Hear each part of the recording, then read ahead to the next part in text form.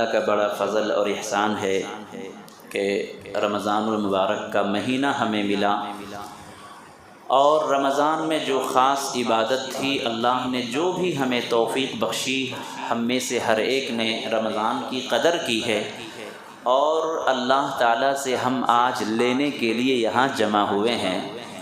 میرے دوستو، اللہ تعالیٰ کی رحمت کتنی آسانی سے ملتی ہے، اور اللہ تعالیٰ کی رحمت ہر ایک کو حاصل ہونے کے لیے کس طرح بے چین رہتی ہے۔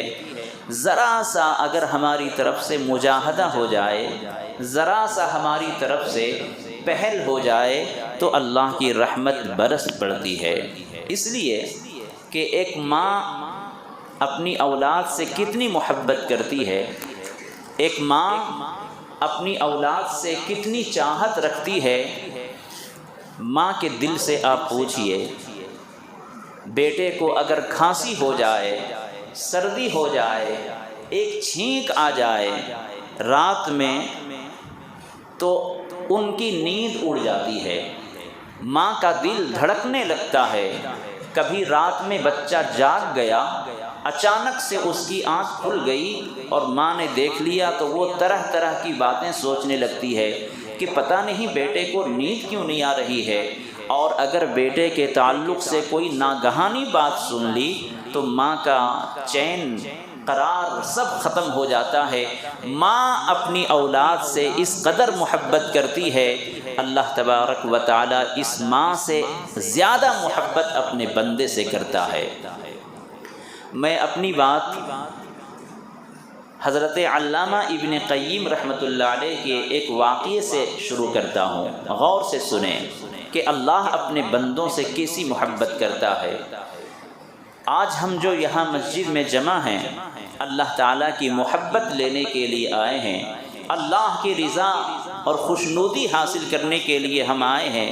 علامہ ابن قیم رحمۃ اللہ علیہ فرماتے ہیں کہ ایک مرتبہ میں کہیں آبادی میں کسی جگہ پر بیٹھا تھا، ایک بچے کو ان کی ماں اپنے گھر سے مار کر باہر کر رہی تھی۔ ایک ماں اپنی اولاد سے محبت کرتی ہے، لیکن کبھی کبھی ماں ناراض بھی ہوتی ہے، تو ماں اپنے بچے کو مار کر گھر سے دھکے دے کر نکال رہی تھی کہ تو میری بات نہیں مانتا، تو نافرمان ہو گیا ہے، تو کبھی گھر میں نہیں رہتا، کبھی میری بات پر نہیں عمل کرتا، اس لیے اب تیری اس گھر میں گنجائش نہیں ہے، اب تو یہاں سے نکل جا، دفع ہو جا۔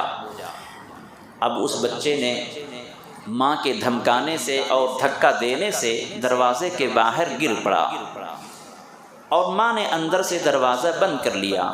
علامہ ابن قیم رحمۃ اللہ علیہ فرماتے ہیں کہ میں دور سے بیٹھے ساری چیزیں دیکھ رہا ہوں، سارا واقعہ میری نگاہوں میں ہے۔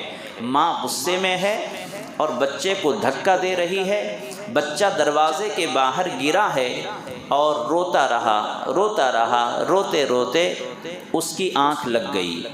اس کے بعد جب آنکھ لگی ہے تو پھر تھوڑی دیر کے بعد جب اس نے دیکھا کہ دروازہ ابھی کھلا نہیں ہے، دروازہ بند ہے، تو پھر وہ اٹھ کر سوچا کہ کہیں چلتے ہیں۔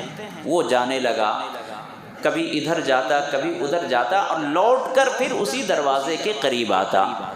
پھر ایک مرتبہ ایسا ہوا کہ ماں اپنے دروازے کو کھولتی ہے کسی کام سے، اور دیکھتی ہے کہ بچہ روتے ہوئے سست پڑا ہوا ہے اور دروازے پہ جو اس کا جو چوکھٹ ہے اس پر اپنے سر پر رکھے ہوئے سو رہا ہے۔ اور جب ماں نے دروازہ کھولا تو اس بچے کی آنکھ کھلی اور وہ کہتا ہے کہ امی جان، جب آپ نے مجھے دھتکار کر دھکے دے کر دروازے سے نکال دیا تو میں تو چاہتا تو بازاروں میں جا کر مزدوری کر لیتا، کسی کے پاؤں جوتے صاف کر کے میں گزارا کر لیتا، لیکن اے ماں تو میری ماں ہے، مجھے دنیا کی ساری چیزیں کہیں بھی مل سکتی تھیں، لیکن جو ماں کی محبت ہے وہ اسی گھر میں مل سکتی تھی، اس لیے میری ماں، میرے دل نے گوارا نہ کیا کہ میں کہیں جاؤں۔ کہیں بھی جاتا میرا پیٹ بھر جاتا، کہیں بھی جاتا میرا گزارا چل جاتا، لیکن ماں کی محبت ادھر کہیں نہیں مل سکتی تھی۔ اے ماں، میں آپ کی محبت کے لیے آیا ہوں، اے ماں مجھے آپ کی محبت چاہیے، اے ماں آپ کی ممتا چاہیے، اے ماں مجھے اپنے گلے سے لگا لے، اے ماں مجھے اپنے سینے سے لگا لے، یہ چیزیں مجھے دنیا میں کہیں نہیں مل سکتی۔ اتنا سننا تھا کہ ماں کا دل موم ہو گیا، ماں کا غصہ ختم ہو گیا، اور کہا کہ بیٹے اگر تمہارے دل میں یہ جذبہ ہے، تمہارے دل میں اگر یہ خواہش ہے، اور تمہارے دل میں اگر یہ خیال ہے کہ تمہیں ماں کی محبت چاہیے، پھر یہ دروازہ تمہارے لیے کھلا ہوا ہے، یہ گھر تمہارے لیے ہے، اور میں تجھے محبت دوں گی، میں تجھے سب کچھ دوں گی۔ علامہ ابن قیم رحمۃ اللہ علیہ اتنا واقعہ بیان کرنے کے بعد فرماتے ہیں کہ اے اللہ کے بندو، تم بھی اسی بچے کی طرح اللہ کے در پر پڑے رہ جاؤ، اللہ کے در کو ایسا چمٹ کر پکڑ لو کہ تمہیں وہاں کے علاوہ کہیں سے امید نہ رہے، اللہ کے در کے علاوہ تجھے کوئی در نہ نظر آئے، اللہ کے در کا بھکاری بن جا، اللہ کے در کا سوالی بن جا، اللہ تعالیٰ کبھی نہ کبھی اپنا دروازہ ضرور کھولے گا۔ جس طرح ماں نے اپنے دروازے کو کھول کر اپنے بیٹے کو سینے سے لگایا، جس طرح دروازے کو کھول کر ماں نے اپنے بچے کو اندر بلا لیا، اللہ کے در پر اسی طرح پڑے رہو، اللہ بھی اپنے در کو کھولے گا، اور اللہ تعالیٰ اپنی رحمت کے آغوش میں تجھے بھی پناہ دے گا۔ میرے دوستو، یہی ہماری حالت ہے۔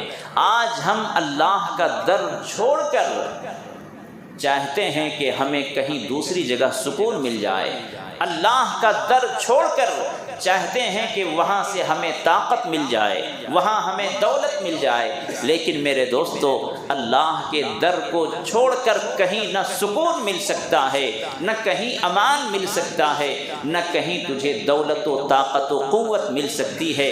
جو بھی ملنا ہے وہ اللہ کے در سے ہی ملنا ہے۔ ایاک نعبد و ایاک نستعین، اللہ تعالیٰ سے ہم ہر نماز کی ہر رکعت میں ہم اللہ سے کیا کہتے ہیں؟ ایاک نعبد و ایاک نستعین، اے اللہ ہم تیری ہی عبادت کرتے ہیں اور تجھی سے مدد مانگتے ہیں۔ ہمارے دل میں یہ ہمیشہ یہ یقین پختہ ہو کر رہے کہ اللہ کے علاوہ کوئی نہیں ہے جو کسی کی مدد کر سکے، اللہ کے علاوہ کوئی نہیں ہے جس کے سامنے ہماری یہ پیشانی جھک سکے۔ اس لیے اپنے ایمان و اعمال کی حفاظت کی فکر کریں۔ گناہوں کے اس دور میں فتنے کے اس زمانے میں میرے دوستو، اپنے سامان کی حفاظت سے زیادہ اپنے ایمان کی حفاظت کی فکر کریں۔ ابھی سیکریٹری صاحب نے کئی اہم باتوں کی طرف اشارہ کیا ہے۔ آج اس دنیا میں آدمی حلال و حرام کی تمیز کو کھو بیٹھا ہے، اپنی شہوت کو، اپنے فیشن کو اور اپنی بیجا خواہشات کی تکمیل کے لیے آدمی نہیں دیکھ رہا ہے کہ یہ مال ہمارے لیے حلال ہے یا نہیں، ہمارے لیے یہ جائز ہے یا نہیں، یہ طریقہ جائز ہے یا نہیں۔ ایک صحابی رسول، اللہ کے رسول صلی اللہ علیہ وسلم کی خدمت میں تشریف لائے اور کہا کہ اے اللہ کے رسول، اے میرے آقا، آپ میرے لیے ایسی دعا کر دیں کہ میں مستجاب الدعا بن جاؤں، میں مستجاب الدعا بن جاؤں، یعنی میں ایسا آدمی بن جاؤں کہ میں جو بھی دعا کروں اللہ تعالیٰ اس دعا کو قبول کر لے۔ کتنی اچھی دعا! یعنی میں اللہ کے نزدیک میرا اتنا مقام ہو جائے، اللہ کے نزدیک میری اتنی پہنچ ہو جائے کہ جب بھی میں ہاتھ اٹھاؤں اور جس کے لیے اٹھاؤں اللہ تعالیٰ وہ ہمارے لیے دعا قبول کر لے، اس کے حق میں بھی دعا قبول کر لے۔ میرے دوستو غور کریں، اللہ کے رسول صلی اللہ علیہ وسلم نے کوئی لمبی چوڑی عبادت کا حکم نہیں دیا، یہ نہیں کہا کہ اتنے دن روزے رکھو، اتنے دن وظیفہ کرو، اتنی نوافل پڑھو، یہ نیک کام کرو گے تو تم مستجاب الدعویٰ بن جاؤ گے، ایسا نہیں فرمایا۔ کیا فرمایا؟ صرف اتنا فرمایا کہ اپنے کھانے پینے کو حلال کر لو، اپنے کھانے پینے کو حلال کر لو، اپنے کھانے پینے کو حرام سے بچا لو، تم مستجاب الدعا بن جاؤ گے، مستجاب الدعوات بن جاؤ گے۔ جو تم اللہ سے دعا کرو گے وہ اللہ دعا قبول کرے گا۔ کب؟ جب تمہارے پیٹ میں حلال کا لقمہ پہنچے گا، جب تم دعا کرو گے، جب تم عبادت کرو گے، اللہ کی بارگاہ میں وہ عبادت پہنچے گی۔ کب؟ جب تم اپنے پیٹ میں حرام کے لقمے سے تمہاری حفاظت ہوگی۔ تو میرے دوستو، آج ہم جو بھی عبادت کرتے ہیں وہ اللہ کے لیے کرتے ہیں۔ اگر اللہ تعالیٰ کے پاس وہ عبادت نہ پہنچی تو پھر اس عبادت سے فائدہ کیا ہے؟ اس لیے ہمیں اپنی عبادت کے ساتھ ساتھ یا ایھا الرسل کلوا من الطیبات واعملوا صالحا، اللہ تعالیٰ نے صاف صاف فرمایا ہے، اے ایمان والو، یا ایھا الرسل کلوا من الطیبات، اللہ اپنے رسولوں کو حکم دیتا ہے کہ اے میرے رسولو، اکل حلال کھاؤ، حلال رزق کھاؤ، اس کے بعد اعمال صالحہ کرو۔ اللہ کے جتنے رسول آئے، پیغمبر آئے، نبی آئے، سب حلال ہی کھاتے تھے، حرام سے بچتے تھے۔ تو یہ جو حکم دیا ہے اللہ نے اپنے رسولوں کو سامنے رکھ کر، در حقیقت اپنے دوسرے بندوں کو حکم دینا ہے، اپنے دوسرے بندوں کو یہ بتانا ہے کہ اے میرے بندو، پہلے اکل حلال اختیار کرو، اپنے کھانے پینے پر نظر رکھو، اس کے بعد تم اعمال صالحہ کرو، اس کے بعد نماز پڑھو، اس کے بعد روزے رکھو اور دیگر عبادتیں کرو۔ دونوں میں بڑا کنیکشن ہے، بڑا گہرا ربط ہے۔ اللہ نے پہلے فرمایا کہ پہلے اپنے کھانے پینے کی چیزوں پر نظر رکھو، اس کے بعد اعمال صالحہ کرو۔ اس کا مطلب یہ ہوا کہ عبادت کی مقبولیت میں جائز حلال کا کھانا یہ بہت اہم چیز ہے کہ اگر ہم نے کھانے پینے کے اوپر توجہ نہ دی تو ہماری عبادتیں بھی رائگاں ہو سکتی ہیں۔ اس لیے میرے دوستو، ہمیں اپنے کھانے پینے کی چیزوں پر خیال کرنا ہے، غور کرنا ہے۔ اللہ تبارک و تعالیٰ کے نزدیک مغفرت کا ایک بہانہ کافی ہوتا ہے۔ اللہ کی رحمت اس قدر عام ہے کہ اللہ تعالیٰ اپنے گنہگار بندوں کو معاف کرنا چاہتا ہے۔ آپ نے روزہ رکھا، تراویح پڑھی، دیگر عبادتیں کی، تہجد پڑھتے ہیں، صلاۃ التسبیح پڑھتے ہیں، نوافل آپ ادا کرتے ہیں، اللہ تعالیٰ اگر معاف کرنے پر آئے تو دیکھیے کس طرح اللہ معاف فرماتا ہے۔ حدیث پاک میں اللہ کے رسول صلی اللہ علیہ وسلم میں آتا ہے کہ قیامت کے دن اللہ تعالیٰ اپنے نبی کو بلائے گا، اپنے بندوں کو معاف کرنا چاہتا ہے اللہ، تو اپنے نبی کو بلائے گا اور کہے گا کہ اے میرے نبی، مجھے اب آپ کی امتوں کو تاوان دینا ہے، زمان دینا ہے۔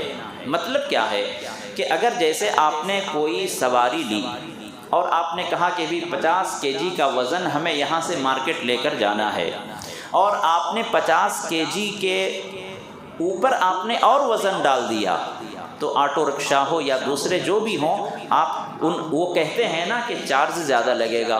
آپ نے 50 kg کہا تھا اور یہاں دیکھے تو 70 kg ہے، تو آٹو والے بھی اور دوسری سواریاں بھی، وہ سواری والے بھی کہتے ہیں کہ تمہیں اتنا بول کر اتنا ڈال دیے نا، بڑھا کے دینا پڑے گا۔ تو اللہ تبارک و تعالیٰ بھی قیامت کے دن اللہ کے نبی سے فرمائے گا کہ اے نبی، میں آپ کی امتوں کو بڑھا کر دینا چاہتا ہوں۔ میں نے آپ کی امتوں پر 5 وقت کی نمازیں فرض کی تھیں، 50 سے کم ہو کر 5 وقت کی نمازیں بچیں، تو آپ کی امت نے 5 نمازیں ادا کی، 5 نمازوں کا اجر میرے پاس جتنا تھا وہ میں دینا تھا، لیکن آپ کی امتوں نے، اللہ کی مہربانی دیکھیے، اللہ فرمائے گا کہ اے میرے نبی، آپ کی امتوں میں سے بعض نے 5 وقت کی نمازیں تو پڑھی ہیں، 5 وقت کے علاوہ بھی انہوں نے ادا کی ہے۔ کسی نے تہجد پڑھا ہے، کسی نے تراویح پڑھی ہے، کسی نے اوابین پڑھی ہے، کسی نے چاشت پڑھی ہے، کسی نے اشراق پڑھی ہے۔ یہ اضافہ ہے، ایکسٹرا ہے۔ اللہ فرمائے گا کہ میں آپ کی امتوں کو تاوان دینا چاہتا ہوں، زمام دینا چاہتا ہوں کہ انہوں نے اپنی ڈیوٹی سے زیادہ انہوں نے کام کیا ہے۔ اے میرے محبوب، میں آپ کی امت کو معاف کرنا چاہتا ہوں، مغفرت کرنا چاہتا ہوں۔ تو اللہ تعالیٰ اپنے بعض بندوں کو جو نوافل کی کثرت رکھتے ہیں، جو نوافل کی عبادت میں انہماک کے ساتھ مشغول ہوتے ہیں، اللہ تعالیٰ ایسے بندوں کو معاف فرمائے گا۔ تو دیکھیے اللہ تعالیٰ کتنا مہربان ہے۔ اللہ کی مغفرت کب کس کو مل جائے، کس نیکی پر مل جائے، ہم اندازہ نہیں لگا سکتے۔ اخلاص ہونا ضروری ہے۔ میرے دوستو، قیامت کے دن بڑے سے بڑے نیک لوگ وہاں جمع ہوں گے، لیکن ان نیکیوں کے بارے میں کوئی سوال نہیں ہوگا۔ کسی نے بہت زیادہ حج کیے ہوں گے، 100 حج، 200 حج، 300 حج والے جمع ہوں گے، 1000 حج کرنے والے بھی جمع ہوں گے، لیکن اللہ تعالیٰ کو ان کے حج سے کوئی سروکار نہیں ہوگا۔ ادنا سی کسی نیکی پر اللہ تعالیٰ معاف فرما دے گا۔ ملکہ زبیدہ کا نام آپ نے سنا ہے؟ ملکہ زبیدہ خاتون ایک بادشاہ کی بیوی ہے جو بہت ہی دیندار تھی، اللہ والی تھی، ہر وقت اپنے گھر میں تلاوت قرآن کا ماحول بنا کر رکھتی تھی۔ انہوں نے عراق سے عربستان تک نہر کھدوایا۔ جس زمانے میں لوگ اونٹوں سے پیدل چل کر حج کیا کرتے تھے، ہوائی جہاز کا انتظام نہیں تھا، بسوں کا زمانہ نہیں تھا، لوگ پیدل چلا کرتے تھے، اونٹوں پر سوار ہو کر، گھوڑوں پر سوار ہو کر حج کو جایا کرتے تھے۔ ان کو جگہ جگہ پر جانور کو بھی پانی پلانا پڑتا، خود بھی کھانا پڑتا۔ تو ان کے لیے ایک نہر عراق سے لے کر عربستان تک ایک نہر لمبی کھدوا دیا کہ 24 گھنٹے وہاں پانی بہتا رہے، اور جو قافلے والے گزریں گے، جو حاجی وہاں سے جائیں گے، ان کو پانی بھی ملتا رہے۔ کتنا بڑا خرچ آیا ہوگا، اور انہوں نے صرف حاجیوں کے لیے یہ کام کیا تھا، بہت نیک کام تھا۔ لیکن جب وہ انتقال کر گئیں تو ان کی خاندان سے کسی خاتون نے ان کو خواب میں دیکھا اور پوچھا کہ بڑی بھی، آپ نے بڑے نیک کام کیے تھے، اللہ کے پاس آپ کے ساتھ کیا معاملہ ہوا؟ اللہ تعالیٰ نے آپ کی مغفرت کر دی ہوگی۔ تو انہوں نے کہا کہ ہاں، میں بھی یہی سمجھ رہی تھی کہ میں نے بڑے بڑے کام کیے ہیں، اللہ مجھے معاف کر دے گا، اللہ میری مغفرت کر دے گا، لیکن ان بڑے بڑے کاموں کے بارے میں اللہ نے تو پوچھا ہی نہیں۔ اللہ کے دربار میں ان چیزوں کے بارے میں کوئی سوال جواب نہیں ہوا۔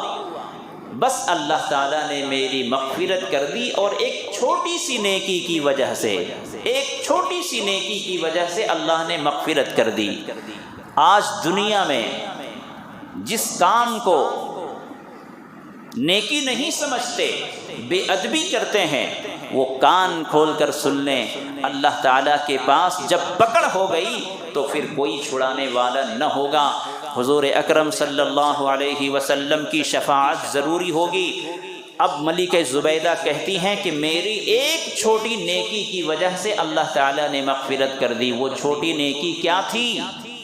وہ کہتی ہیں کہ ایک مرتبہ میں اپنی سہیلیوں کے ساتھ جھولے جھول رہی تھی، بادشاہ کی بیوی تھی، آسائش و آرام کی ساری چیزیں وہاں موجود تھیں، میں اپنی سہیلیوں کے ساتھ جھولے جھول رہی تھی، میرے سر سے دوپٹہ نیچے ہو گیا تھا، میرے سر سے دوپٹہ نیچے ہو گیا تھا، میرا سر برہنہ تھا، میرے سر پر دوپٹہ نہیں تھا، میں جھولے جھول رہی تھی۔ اسی درمیان میں مؤذن نے اللہ اکبر کی صدا بلند کی، میرا دل کانپنے لگا، اور میں نے فوراً اپنے دونوں ہاتھوں سے اپنے دوپٹے کو سر پر رکھا، اللہ تعالیٰ کو میری یہ ادا اتنی پسند آئی، اللہ تعالیٰ نے فرمایا کہ اے خاتون، جب تو نے دنیا میں میرے نام کی اتنی عزت کی ہے کہ تو جھولا جھولتے ہوئے اپنی سہیلیوں کے ساتھ رہتے ہوئے تو نے میرے نام کو نہیں بھولی،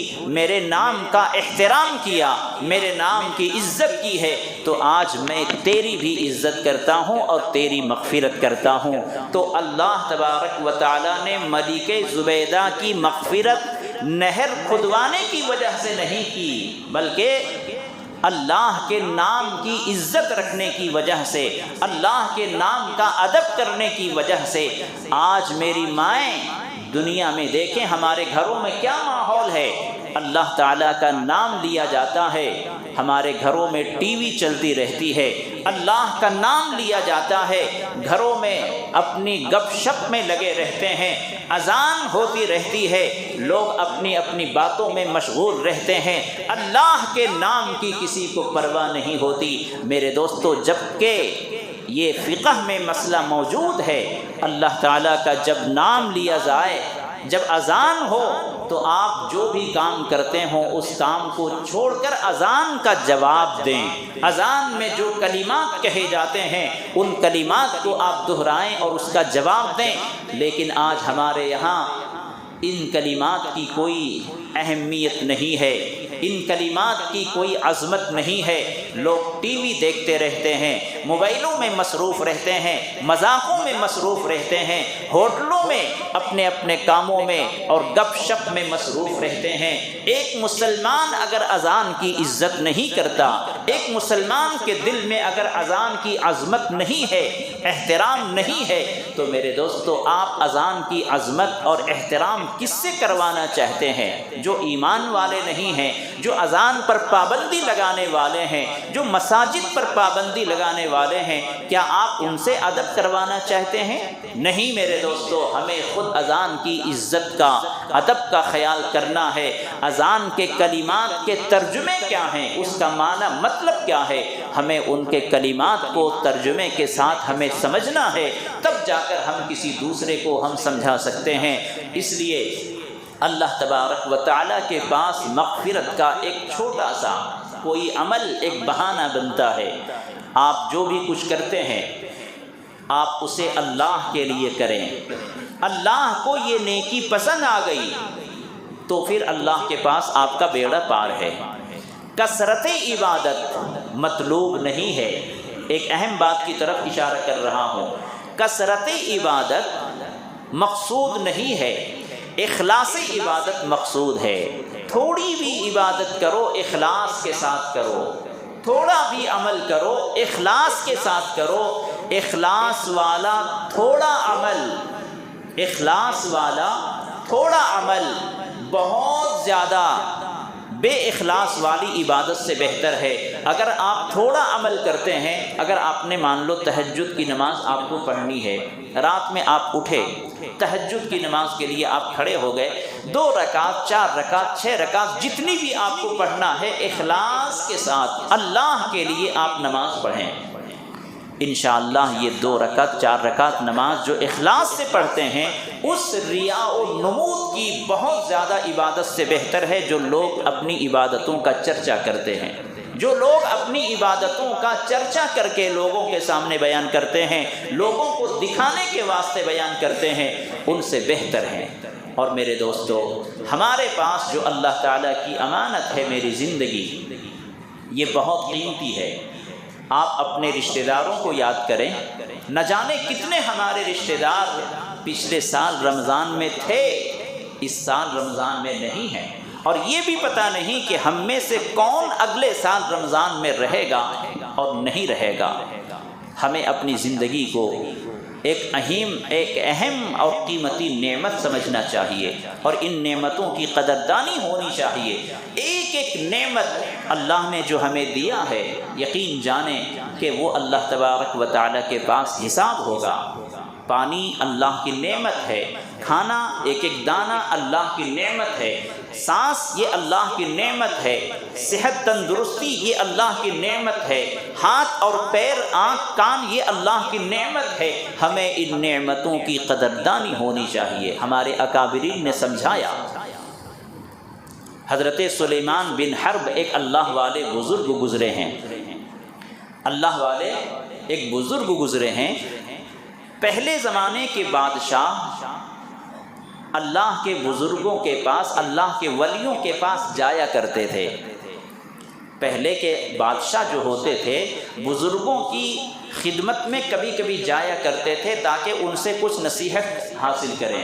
آج کے جیسا نہیں، آج تو اتنی بیزارگی ہے، علماء سے دوری، اہل اللہ سے دوری، سب لوگ اپنے آپ کو فرشتہ سمجھتے ہیں۔ کسی کو کسی سے سیکھنے کی ضرورت نہیں، ہر کوئی اپنی جگہ پر فرشتہ ہے، علامہ ہے۔ کسی کو کسی سے ملنے اور کسی سے ملاقات کرنے کا نہ ان کو احساس ہے نہ ان کے پاس موقع ہے۔ پچھلے زمانوں میں بادشاہ جایا کرتے تھے اور آج کا ایک فقیر بھی نہیں جاتا کسی عالم دین کے پاس نصیحت حاصل کرنے کے لیے، اللہ والوں کے دربار میں نہیں جاتا کچھ ان سے سیکھنے کے لیے۔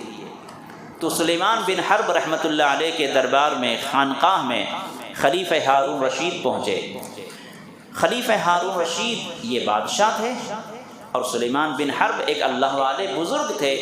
تو وہاں جب بیٹھے تو ان کو پیاس لگ گئی، خلیفہ ہارون رشید کو پیاس لگی اور انہوں نے کہا کہ مجھے پانی کی ضرورت ہے۔ تو حضرت سلیمان بن حرب نے اپنے خادم سے کہا کہ ان کو ایک گلاس پانی دے دو۔ تو جب پانی وہ پینے کے لیے اپنے ہونٹوں سے لگایا تو سلیمان بن حرب رحمۃ اللہ علیہ نے فرمایا کہ بادشاہ سلامت، ابھی رکیے، ابھی نہیں پینا ہے۔ تو چونکہ وہ تو طالب بن کر گئے تھے اس لیے ماننا پڑا اور انہوں نے پیا نہیں، گلاس کو اپنے ہاتھوں میں تھام لیا، رک گئے۔ اور سلیمان بن حرب رحمۃ اللہ علیہ نے ان کو سمجھانا تھا کہ اللہ نے جو نعمتیں آپ کو دی ہیں، جو بادشاہت دی ہے اور بادشاہت میں جو سارے اختیارات ہیں، ان سبوں کے بارے میں حساب کتاب ہونا ہے۔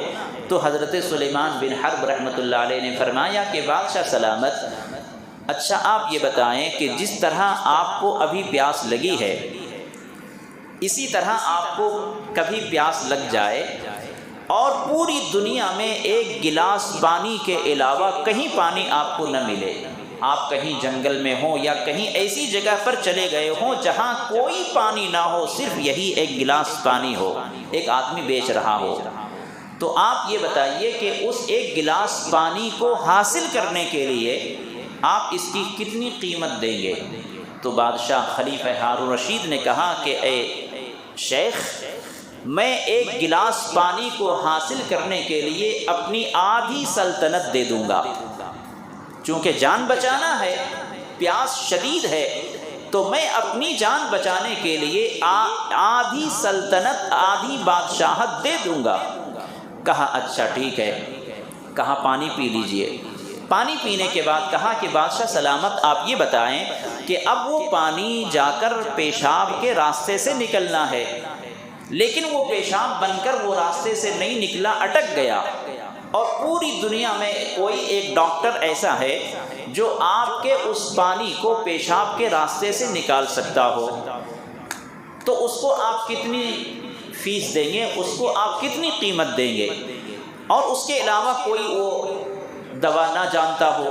تو بادشاہ سلامت نے کہا کہ اے اللہ والے، اے میرے استاذ، اے میرے شیخ، میں اپنی اس پریشانی سے نجات کے لیے، میں اس پیشاب کو نکالنے کے لیے میں اپنی آدھی سلطنت جو بچی ہے وہ میں دے دوں گا، چونکہ جان بچانا ہے۔ اگر کسی کا پیشاب رک گیا ہو تو کیسی تکلیف ہوتی ہے وہ وہی محسوس کر سکتا ہے۔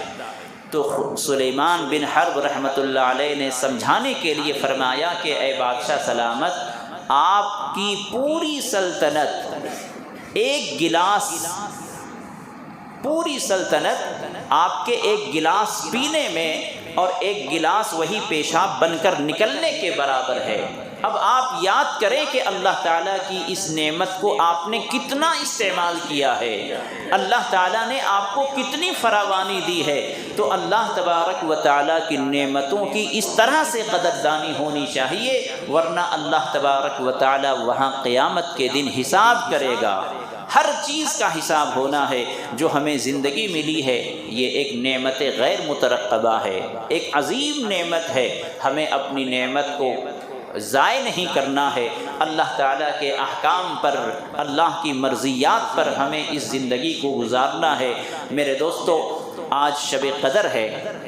ایک بات میں سنجیدگی سے کہوں کہ شب قدر ہم لوگوں نے ایسا تیقن اور ایسا ہم نے ثابت کر دیا ہے کہ بالکل آج ہی ہے، لیکن آپ کو میں بتاؤں، سنجیدگی سے بتاؤں کہ قرآن، حدیث اور تمام روایت میں، علماء کی تمام کتابوں میں کوئی آدمی، کوئی عالم دین، کوئی محدث اور کسی بھی معتبر کتاب میں آج ہی ہے شب قدر، یہ یقینی بات نہیں ہے۔ کسی کتاب میں یہ بات نہیں ملتی کہ آج ہی کی رات شب قدر ہے۔ تلاش کرنے کا حکم دیا گیا ہے، اخیر عشرے کی طاق راتوں میں تلاش کرنے کا حکم دیا ہے، اور غلبہ گمان، زیادہ گمان آج کی رات کے بارے میں ہے، گمان ہے، یقین نہیں ہے۔ اب آپ سمجھ رہے ہوں گے، یہ ساری کتابوں کے حوالے سے نچوڑ آپ کے سامنے پیش کر رہا ہوں کہ شب قدر کو آخری طاق راتوں میں، آخر عشرے میں تلاش کرنے کا حکم دیا گیا ہے۔ پہلی طاق رات، دوسری طاق رات، تیسری، چوتھی، پانچویں طاق راتوں میں تلاش کریں گے۔ ہو سکتا ہے کسی میں ٹکرا جائے، مل جائے، لیکن ہم لوگوں کے عمل سے ایسا لگتا ہے کہ ہم لوگوں نے بالکل طے کر دیا ہے، فکس کر دیا ہے آج کی رات کے بارے میں۔ یہ ہمارا بھولا پن ہے یا شریعت سے ناواقفیت کی دلیل ہے۔ آپ طاق راتوں میں جس طرح آپ عبادت کرتے رہے، آج کی رات میں بھی عبادت کرنی ہے، اور اسی گمان کے ساتھ کہ اے اللہ، ہو سکتا ہے کہ آج ہی رات میں شب قدر ہو۔ شب قدر اگر ہوگی تو انشاءاللہ مل جائے گی، لیکن ہم لوگوں نے اس شب قدر کو اس طرح سے منانا شروع کر دیا ہے کہ آنے والی جو اصل عید ہے وہ عید ہمارے لیے پھیکی پڑ جا رہی ہے۔ اس شب قدر کو ہم نے عید کا دن بنا لیا ہے۔ یہ جو شب قدر آج کی جو رات ہے، ہم نے اصل عید اسی کو بنا لیا ہے، اور ایسا لگتا ہے کہ جیسے ہم نے شب قدر حاصل کر لی ہو، اسی لیے ہمارے عید ہے۔ ایسا نہیں ہے۔ شب قدر میں ہمیں طاق راتوں میں تلاش کرنے کا حکم دیا ہے، اور اصل عید ہماری اسی دن ہوگی جس دن ہمارا رمضان پورا ہوگا۔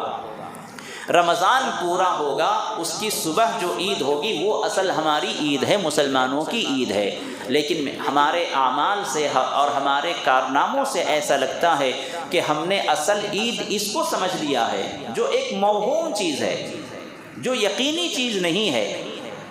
آپ قرآن و حدیث میں اور دوسری کتابوں میں آپ پڑھیں، دیکھیں، شب قدر ہمارے لیے، شب قدر تلاش کرنے کا حکم دیا گیا ہے۔ یہ ہمارے لیے عید نہیں ہے، یہ تو فرشتوں کی عید ہے شب قدر۔ ہماری عید دو عیدیں ہیں سال میں، ایک عید الفطر اور ایک عید الاضحیٰ۔ تو رمضان کے ختم ہونے پر اللہ تعالی ہمیں عید منانے کا حکم دیتا ہے، اور اس دن ہمیں جتنی خوشیاں منانی ہے اس دن ہمارے لیے زیب دیتا ہے، اور اس دن ہمارے لیے خوشی منانے کا دن ہوتا ہے۔ لیکن ہم مسلمانوں نے اس شب قدر کو اس طرح سے منایا ہے، اس طرح سے سجایا ہے کہ اصل عید یہی ہوتی ہے، اور وہ عید ہماری پھیکی ہو جاتی ہے۔ یہ ایک طرح سے حیثیت کو ہم نے بگاڑ دیا۔ اللہ کے رسول نے جو عید کی حیثیت اس کو دی تھی، وہ حیثیت ہم نے اس کو دے دی ہے۔ تو اس لیے ہم مسلمان شریعت پر عمل کرنے والے ہیں، قرآن حدیث پر عمل کرنے والے ہیں، اپنے اسلاف کے معمولات اور نقش قدم پر چلنے والے ہیں۔ ہمیں اس پر نظر رکھنا ہے، ہمیں اس پر اپنی اصلاح کرنا ہے کہ اصل عید ہماری وہ عید ہے۔ شب قدر تلاش کرنے کا کام ہے ہم پہلی طاق رات میں، دوسری، تیسری، چوتھی طاق رات میں ہم تلاش کریں گے، عبادت میں زیادہ سے زیادہ ہم اپنے وقت کو لگائیں گے، اپنے وقت کو گزاریں گے عبادت میں۔ حضرت عائشہ صدیقہ رضی اللہ عنہا نے حضور اکرم صلی اللہ علیہ وسلم سے پوچھا، دیکھیے کتنی دانش مند خاتون تھیں حضرت عائشہ، وہ فرماتی ہیں کہ اے میرے شوہر سرتاج، اگر مجھے شب قدر مل جائے، شب قدر مجھے مل جائے تو میں کیا اللہ سے دعا مانگوں گی؟ اللہ سے مجھے کیا سوال کرنا چاہیے، کیا مانگنا چاہیے؟ تو حضور صلی اللہ علیہ وسلم نے دعا ایک بتلائی ہے، وہ دعا آپ بھی یاد کر لیں، اللہم انک عفو تحب العفو فاعف عنی، اللہم انک عفو تحب العفو فاعف عنی۔ ترجمہ اس کا یہ کہ اے اللہ، بے شک تو معاف کرنے والا ہے اور تو معافی کو پسند کرتا ہے، اے اللہ تو معاف کرنے والا ہے اور تو معافی کو پسند کرتا ہے۔ اگر کوئی بندہ کسی کو معاف کر دے تو تو اس بندے کو معاف کرنے والے بندے کو پسند کرتا ہے، تو اے اللہ تو معاف کر دے، فاعف عنی، اے اللہ تو مجھے معاف کر دے۔ کتنی اچھی دعا ہے۔ تو شب قدر اگر مل جائے تو اپنی مغفرت کی دعا مانگیں، اپنے اہل و عیال کی مغفرت، اپنے رشتہ داروں کی مغفرت اور اللہ تعالیٰ کے عذاب سے چھٹکارے کی ہمیں دعا کرنی چاہیے۔ شب قدر معافی کی رات ہے، شب قدر مغفرت کی رات ہے، شب قدر اللہ کو راضی کرنے کی رات ہے۔ تو میں اس غلط فہمی کو آپ کے سامنے سے یہ نکالنا چاہتا تھا کہ ہمارے یہاں خاص طور سے کرناٹک میں غالباً یا ساؤتھ میں ادھر ہمارے یہاں شب قدر میں اس طرح کا اہتمام نہیں ہوتا، بس شب قدر ہوتی ہے، لیکن اصل عید ہماری وہ عید ہے جو شوال کی پہلی تاریخ کو ہوتی ہے، رمضان کے ختم ہونے پر۔ جب رمضان ختم ہو جائے اور عید کا چاند ہو تو اس کی صبح میں عید ہوتی ہے، وہ اصل عید ہے۔ لیکن ہم نے اپنے ماحول میں ایسا بنا دیا ہے کہ وہ عید ہماری پھیکی ہو جاتی ہے اور اصل عید اس کو سمجھنے لگے ہیں، اور اسی طرح سے ہمارے بچے بھی اسی کو عید کہنے لگے ہیں۔ تو اس لیے میرے دوستو اس غلط فہمی کو دور کریں اور اس امر موہوم کو اپنے دل سے نکالیں۔ شب قدر ہمیں 5 طاق راتوں میں تلاش کرنا ہے، پہلی طاق، دوسری طاق رات، تیسری طاق رات، چوتھی طاق رات، 5ویں طاق رات۔ تو ہمیں انشاءاللہ کسی نہ کسی شب قدر کسی نہ کسی رات میں مل جائے گی۔ بہرحال آپ کا وقت زیادہ نہ لے کر اب آپ کو اپنی انفرادی عبادت کے لیے، انفرادی عمل کے لیے انشاءاللہ وقت ملے گا، اور وہی ہمیں کرنا ہے۔ جہاں آپ کی طبیعت چاہے، اپنے گھر میں، مسجد میں، آپ جو چاہیں عبادت کر سکتے ہیں، کوئی خاص عبادت اللہ کی طرف سے مقرر نہیں ہے۔ جو آپ کی طبیعت چاہے اور جب تک طبیعت چاہے آپ عبادت کریں، انشاءاللہ اس کا ثواب آپ کو ملے گا، اور آپ جو بھی دعا کریں گے اللہ تعالیٰ اس دعا کو قبول کرے گا۔ عام طور پر صلاۃ التسبیح وغیرہ کی نمازیں عموماً پڑھا کرتے ہیں۔ صلاۃ التسبیح کا بھی طریقہ آپ کو معلوم ہے، یہ 300 تسبیحات والی نماز ہے، 4 رکعت کی نماز ہوتی ہے۔ تو ان نمازوں کو بھی آپ ادا کریں۔ باقی اگر قرآن کی تلاوت کرنی ہے، قرآن کی تلاوت کریں، درود پڑھیں، ذکر و اذکار کریں، اپنے کو گناہوں سے اور لہو و لعب سے بچا کر اللہ کو راضی کرنے، اپنے پچھلے زمانوں کو یاد کر کے چند قطرے آنسو بہانے کے لیے آج کی رات کو زندہ رکھیں، اور خواہ مسجدوں سے نکل کر اور روڈوں پر، دکانوں میں، گاڑیوں میں اور ادھر ادھر کہیں اگر آپ نے وقت گزارا تو جس طرح آج کی رات میں ثواب زیادہ ہے، اگر آج کی رات کی ناقدری ہو گئی تو اللہ کی طرف سے پکڑ بھی سخت ہوگی۔ اس لیے میں اپنے نوجوان دوستوں سے کہوں گا کہ آپ اپنے کو مسجد میں یا گھر میں آپ اپنے کو قید رکھیں، اور خواہ گاڑیوں میں ادھر ادھر پھرنا یا آپس میں بحث مباحثے کرنا، گپ شپ میں ادھر ادھر کی باتیں کرنا، یہ ہمارے لیے بہت ہی ناقدری کی بات ہوگی، محرومی کی بات ہوگی۔ یہ بات ہو گئی آج کی رات کے سلسلے میں۔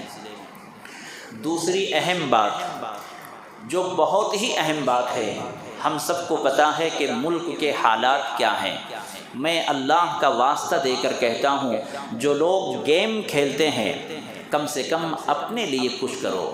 جو لوگ بکواس کرتے رہتے ہیں، جو لوگ ادھر ادھر کی باتیں ہانکتے رہتے ہیں، جھوٹ سچ بولتے رہتے ہیں، کم سے کم اللہ کے واسطے اپنے اوپر رحم کرو۔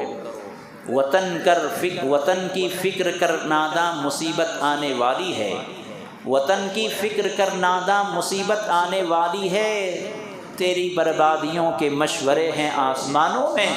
حالات اتنے خراب ہو چکے ہیں، ہم آہ بھی کرتے ہیں تو ہو جاتے ہیں بدنام، ہم آہ بھی کرتے ہیں تو ہو جاتے ہیں بدنام، وہ قتل بھی کرتے ہیں تو ان کا چرچا نہیں ہوتا۔ حالات ایسے آ گئے ہیں، اور میں سمجھتا ہوں کہ یہ ان حالات کا کچھ نہ کچھ ذمہ دار اور قصوروار ہم بھی ہیں۔ آ بیل مجھے مار، آ بیل مجھے مار، یہ ہم لوگوں کی عادت ہو گئی ہے۔ ہم خود کہہ رہے ہیں آ بیل مجھے مار، میں موجود ہوں، میں کھڑا ہوں۔ اعمالکم عمالکم، اللہ کے رسول صلی اللہ علیہ وسلم نے فرمایا کہ تمہارے جو حکام ہیں وہ تمہارے اعمال ہیں۔ اپنے حکام کو گالی مت دو، اپنے حکام کو، اپنے گورنر کو، اپنے آفیسر کو، اپنے لیڈروں کو گالی مت دو، یہ تمہارے اعمال ہیں۔ تمہیں نے ان کو ووٹ دے کر اقتدار سونپا ہے، تمہیں نے ان کو ووٹ دے کر کرسی پہ بٹھایا ہے۔ اب گالی دینے سے کیا ہوگا؟ اب ان کو کوسنے سے کیا ہوگا؟ جب تمہیں سوچنا چاہیے تھا، جب تمہیں فیصلہ کرنا چاہیے تھا، تب تو تم چند ٹکوں میں بکتے رہے، تب تو تم رشتہ داریوں میں بٹتے رہے، تب تم تبرک کی طرح، شیرنی کی طرح اپنے ووٹوں کو تقسیم کرتے رہے۔ ایک ہو جاؤ تو بن سکتے ہو خورشید مبیں، ایک ہو جاؤ تو بن سکتے ہو خورشید مبیں، ورنہ بکھرے ہوئے ان تاروں سے کیا بات بنے۔ اگر بکھر گئے تو کوئی قیمت نہیں ہوگی۔ بارش کا ایک قطرہ اگر کہیں پڑتا ہے اس کی کوئی ویلیو نہیں ہوتی، لیکن وہی بارش کا قطرہ اگر سمندر میں سب ایک جٹ ہو جائے، سمندر میں وہ پانی جب جمع ہو جائے، اور جب سمندر کا پانی جب کسی آبادی میں بہتا ہے، ندی کی شکل میں بہتا ہے، سونامی کی لہر میں بہتا ہے، تو پھر وہی ایک قطرے کی حیثیت بڑھ جاتی ہے۔ ایک قطرہ اگر زمین پہ پڑا اس کی کوئی قیمت نہیں، لیکن وہی قطرے سارے کے سارے مل کر ندی میں چلے گئے، نالے میں چلے گئے، سونامی کی لہر بن گئی، تو پھر آپ دیکھتے ہیں کہ انسانوں کی آبادیاں بنجر زمین بن جاتی ہے، پہاڑوں کے درمیان سے راستے نکل جاتے ہیں، بڑے بڑے چٹان پتھر وہ ریزے ریزے میں تبدیل ہو جاتے ہیں۔ تو یہ اتحاد کی طاقت ہے، انتشار میں کچھ نہیں ہوتا۔ ایک انگلی کو کوئی بھی توڑ سکتا ہے، موڑ سکتا ہے، لیکن اگر یہ 5 انگلیاں متحد ہو جائیں، 5 انگلیاں اگر بند مٹھی بن جائیں تو بہت آسانی سے ہاتھ کو کوئی موڑ نہیں سکتا۔ آج ضرورت ہے میرے دوستوں کہ ہم ایک ایک انگلی نہ رہیں، اپنی ساری انگلیوں کو جمع کر کے بند مٹھی بن جائیں، انشاءاللہ ہماری طاقت دنیا دیکھے گی۔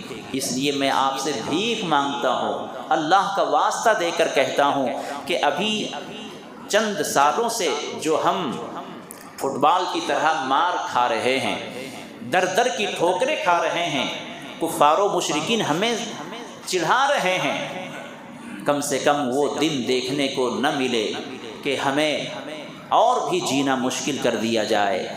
دن دہاڑے سورج کی روشنی میں ہمارے ساتھ کیا ہو رہا ہے سب کو پتہ ہے۔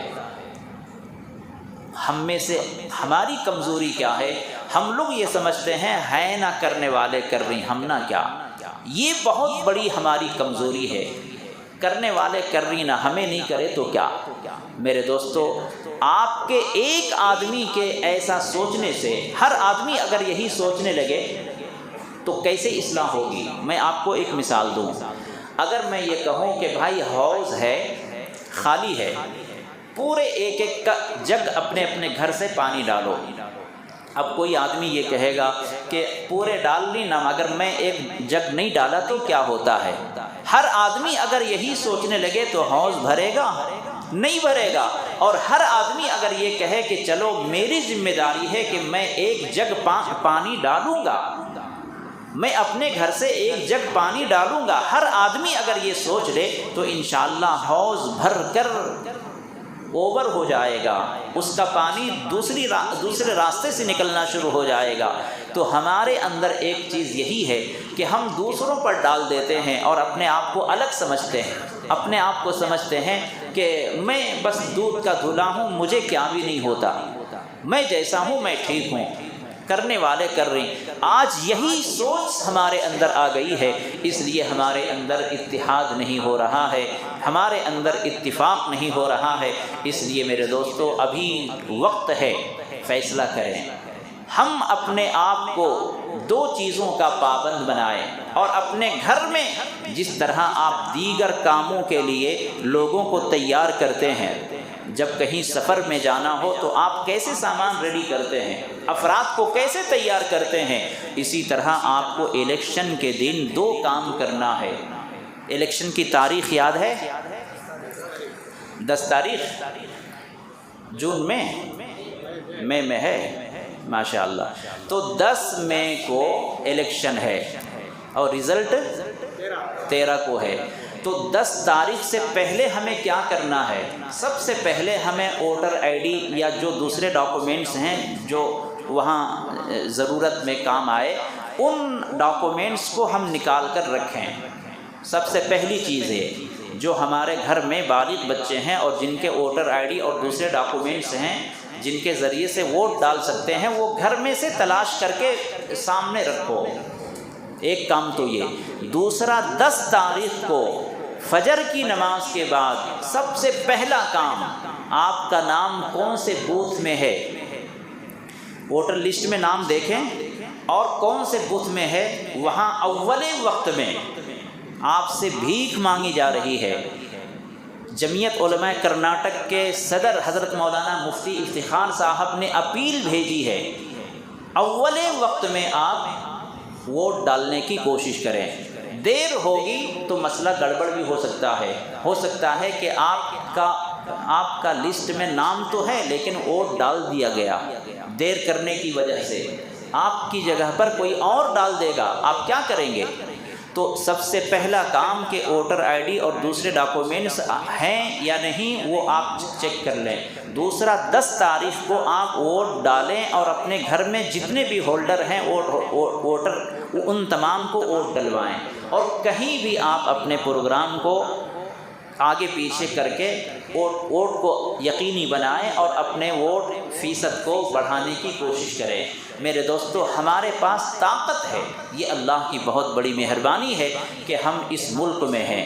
ہمارا ملک پوری دنیا میں سب سے مضبوط جمہوری ملک ہے، اور پوری دنیا میں سب سے بڑی دوسری آبادی اس ملک میں ہے ہماری۔ پوری دنیا میں دوسری سب سے بڑی آبادی ہمارے اس ملک میں ہے ہماری۔ تو ہم اپنی طاقت کا استعمال کریں، ووٹ کے ذریعے سے، علم کے اعتبار سے، ایجوکیشن کے اعتبار سے، علم میں ہم آگے بڑھنے کی کوشش کریں، سیاسی طاقت اور سیاسی بصیرت ہمارے اندر پیدا ہو، اس کے لیے کوشش کریں۔